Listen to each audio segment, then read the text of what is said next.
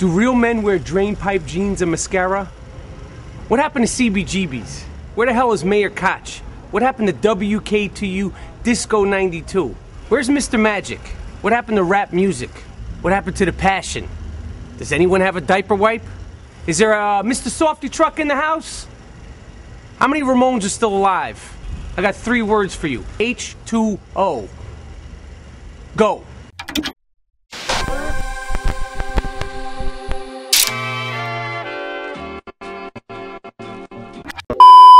Bienvenue à Slice, ici Vincent, en direct de Montréal. On est ici sur le plateau Mont-Royal, on s'en vient interviewer un artiste local qui est assez particulier. On est chez Frical Patrick. On va voir s'il est là. Là, on débarque dans l'antre de l'artiste. Ah ben? Hey, salut Frical, ça va? Yes! Merci de nous recevoir ce soir. J'attendais votre visite impatiemment. Vous avez fumé des cigarettes longtemps? Comment ça Oh mon Dieu, ça doit être parce que je sens le cendrier. Pardonnez-moi. Merci encore une fois de nous recevoir. On va avoir plusieurs questions à te poser aujourd'hui pour que tu nous expliques un peu c'est quoi, disons, ton concept en tant qu'artiste local. Toi, Frical, peux-tu te présenter en quelques mots, en fait, pour les gens qui ne te connaissent pas? Ouais, ben, je m'appelle Frical Patrick. J'ai un visage. Je suis un designer artisan montréalais. Sinon, si on va plus loin que ça, je fais de la direction artistique également. Je fais des vidéos humoristiques. J'aurais Q. Avec un L, comme Q, mettons. Attends, j'ai un bon mot, un bon mot, attendez. Mais là, il y a... Toi, ça fait combien de temps environ que tu fais des vêtements?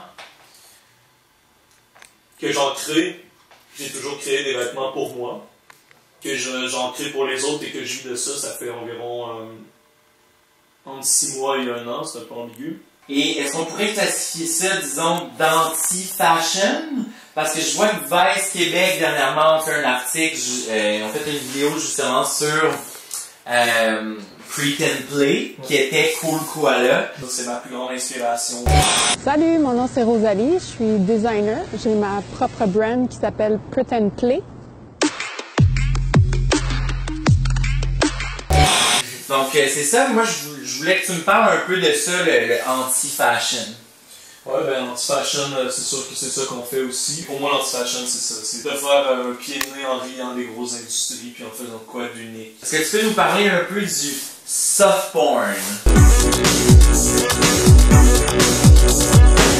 Soft porn, c'est ma première collection. C'est ce que j'ai fait. Le concept, c'est qu'on est des jeunes qui font des trucs un peu hype, mais weird. C'est de l'art.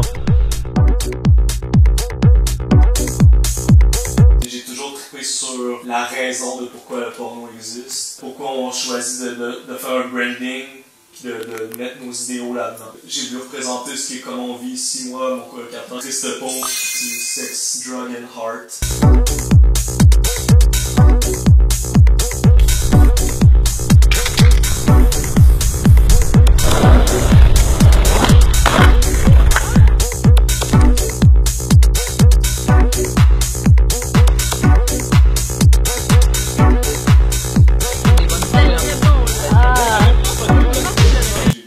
Divertissement pour adultes, dessiner des sexes masculins comme on voit souvent des seins. Je suis vraiment allé pour choquer. Ça a marché. Moi, je te connais, Frical, quand même, hors de cette capsule d'émission. Quand tu dis que ton mode de vie présentement est relié à plutôt sex, drugs and art, je sais que tu as travaillé comme dans des centres pour jeunes toxicomanes, comme aussi je sais que toi-même, ça fait 6 ans que tu es sobre, que tu es vegan. J'aimerais que tu me dises comment tu te situes par rapport justement à ton entourage et toi, qu'est-ce qui sont tes valeurs à toi? Quand je parle de drogue, je parle d'excès, tu sais, puis c'est pas obligé d'être une substance, t'sais. Je pense qu'il y a un pied de nez à faire à l'excès. Moi, j'aime beaucoup l'approche du niveau comportemental, il y a des répercussions sur les autres. Quand je consomme, je paye pas mon loyer parce que cet argent-là est occupé à payer ma drogue ou mon alcool, ben, il y a des répercussions sur mes colocs, sur le propriétaire du bloc. Fait que moi, c'est le cognitivo comportemental, c'est regarde, puis travaille tes comportements sur les autres, puis, mais il y a des impacts pas juste sur toi. T'sais. J'aimerais que tu me parles un peu de ton monde, en fait, des gens qui t'entourent. J'aimerais ça que tu me name drop tes amis, des gens talentueux qui font partie de ta vie. Ouais, ben je vais te parler des gens avec qui je design, parce que dans mes vêtements, oui, je fais beaucoup des thrift shops, puis après je rapièce tout ça, mais je travaille beaucoup avec des designers qui eux dessinent des patrons, puis font des vêtements, puis après on collab ensemble là-dessus. C'est sûr que je parlerai de Nancy Vêtements, qui est une amie que j'ai rencontrée à Québec, qui étudie là-dedans, puis elle fait des choses super extravagantes, mais en même temps très sobre. Elle a créé des vêtements, des chemises, des pantalons quand même assez propres, puis moi je viens y mettre ma touche, soit je peins dessus ou je dessine dessus littéralement des personnages que je crée. Sinon il y a Guillaume Cheng, un designer montréalais que j'adore, qui fait des vêtements exceptionnels. Il y a Acid Drunk, qui travaillait pour Simons jusqu'à il n'y a pas si longtemps que ça en tant que designer là-bas. On a fait des collabs ensemble cet été. Sinon il y a Put and Play, Rest in Peace Cool Koala, comme on a parlé tantôt, qui elle, va vraiment dans le même sens que moi. On fait de la récupération, puis tout ça. Puis son chum Glow Job aussi, qui fait des choses beaucoup plus trash, des sacs à dos d'oursons, mais avec des visages, avec des dents d'animaux trouvés sur le bord de la rue, tu sais. Il fait des dents avec ça. Sinon, je pourrais, il y a le Félix du Stop Shop, une boutique sur Saint-Laurent, qui est depuis le début de mon intérêt pour ça aussi, qui fait aussi de la récupération. C'est par Instagram que ça marche. Je vais probablement créer une boutique prochainement parce que j'ai beaucoup de demandes de l'Europe. Si tu me permets de te poser une dernière question, j'aimerais que tu me donnes certains conseils pour la génération future. Ouais. Je pense que c'est comme toute forme d'art ou d'artisanat, il faut rester authentique. Faut que tu sois impliqué dans ce que tu fais, faut pas que tu te passes comme un passe-temps. Moi, mes vêtements, ça fait partie de ma militance. Je veux dire, j'écris des messages dessus.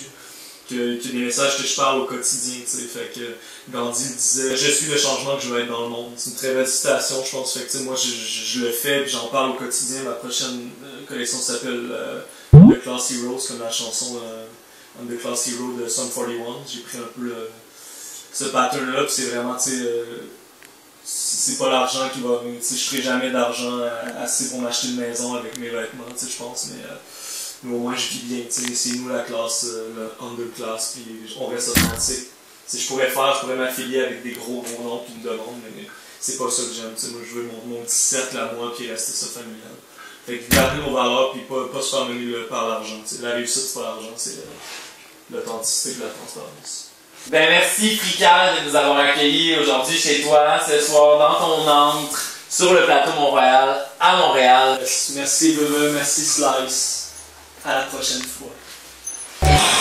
Il y a des brands à Montréal qui naissent à chaque semaine, puis c'est juste du print. Ils achètent des chandails blancs en quantité industrielle, puis ils font juste print dessus leur nom, puis ils vendent à des prix exorbitants. Pour moi, c'est pas ça la mode. Ça, c'est du business. C'est de l'entrepreneuriat, de starter ça, puis c'est celui qui a le plus gros nom va gagner.